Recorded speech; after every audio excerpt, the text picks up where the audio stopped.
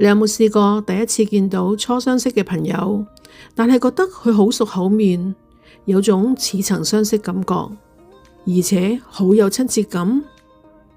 又有啲地方明明係你第一次去，但係你總係有種好熟悉嘅感覺，甚至乎你會知道前邊邊個位轉彎會有啲咩建築物。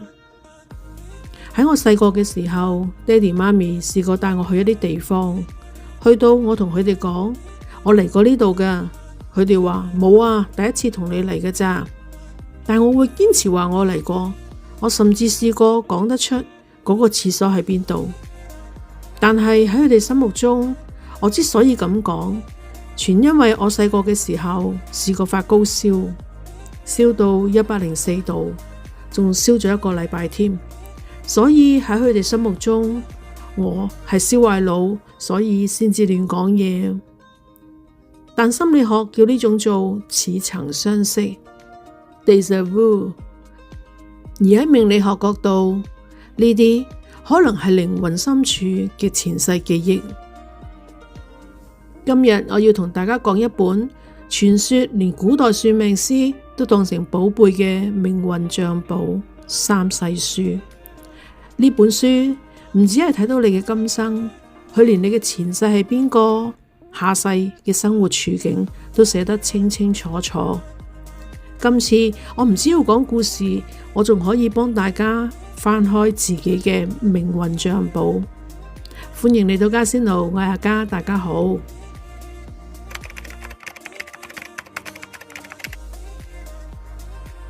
首先，我同大家講下呢本三世書嘅來頭。傳說佢係唐代嗰位非常有名嘅預言大師袁天罡寫嘅。如果你有聽過推背圖，你就會知道呢位大師有幾咁犀利。好多人話呢啲唔係就係算命咩？有咩特別啦？其實三世書嘅核心邏輯叫做因果。簡單嚟講，佢認為我哋每一個人嚟到呢個世上都唔係隨機嘅，而係帶住一張上一世嘅成績表。古語話：欲知前世因，今生受這事；欲知來世果，今生作這事。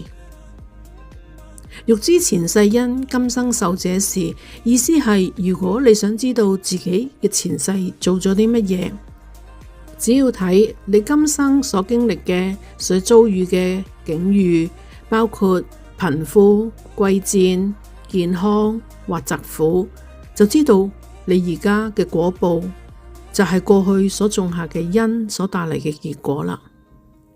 欲知來世果，今生作這事。意思係，如果你想知道自己下一世會面臨咩樣嘅命運，只要睇下你今世正在做緊啲咩嘢，想緊啲咩嘢，你當下嘅行為善惡同修行就喺度塑造緊同埋決定緊你未來嘅果。我成日同朋友講，睇三世書唔係要你認命啊，而係俾你睇清楚你擁有嘅地圖。如果你知道地圖前面有個坑，你就可以提早兜路行過去啦。呢個就係我今日講呢個話題嘅意義。先要了解定數，然後去改變佢。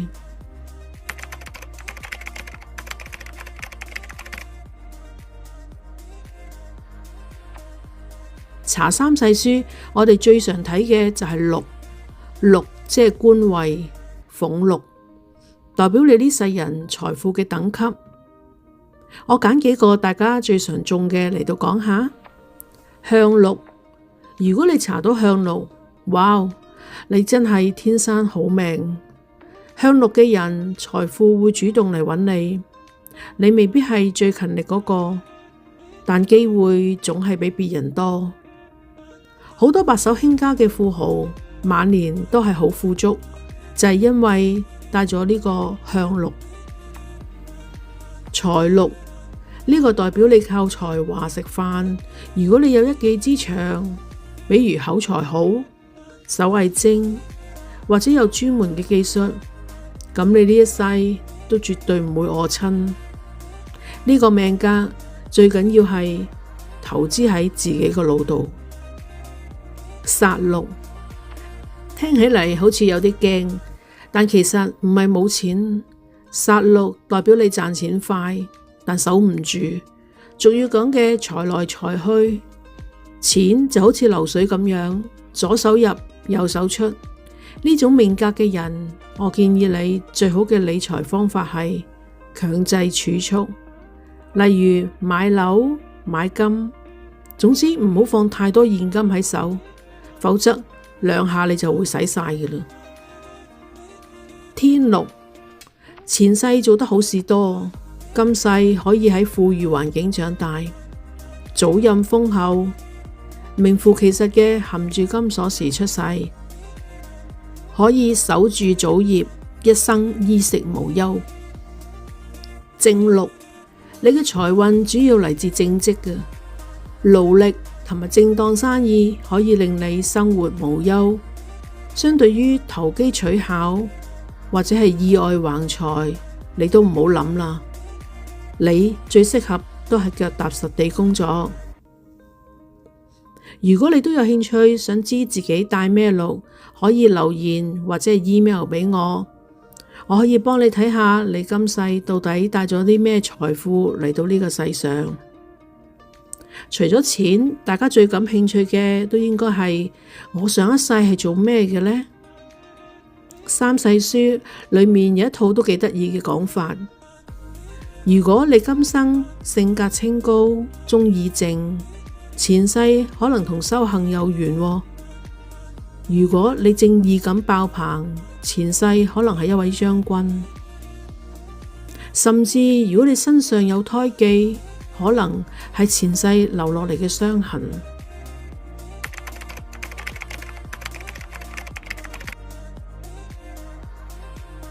講到呢度，我想提下外國有一位好出名嘅 Dr. Ian Stevenson 史提芬森博士，佢係維珍尼亞大學嘅教授，用咗40年時間研究咗超過3000個記得前世嘅小朋友案例。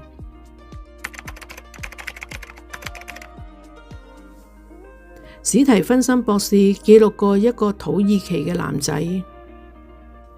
佢一出世右耳就已經係有個明顯嘅先天畸形，睇起嚟好似係未完全發育出嚟。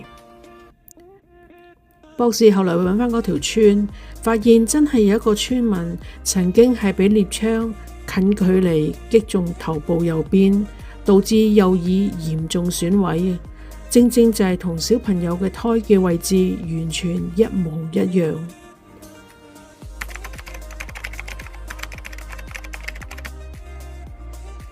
有個女仔喺斯里蘭卡一個偏遠村莊出世，喺佢啱啱學識講嘢嘅時候，佢同父母講自己曾經住喺另一個鎮度，仲提到嗰度嘅媽媽同埋屋企人。呢個女仔佢好驚車同埋水，每一次見到車同沖涼嘅時候都會表現出極大嘅恐懼。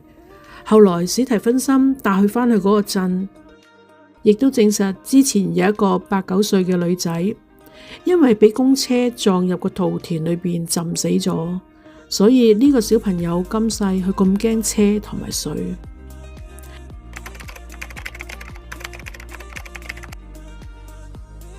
呢啲研究俾我哋思考一個問題：如果生命真係一場輪迴，咁我哋呢一世遇到嘅人受到嘅痛苦，會唔會係為咗圓滿上幾世未寫完嘅故事？講到呢度，一定會有人諗：如果我查出嚟條命唔好，咁咪玩完？梗係唔係啦。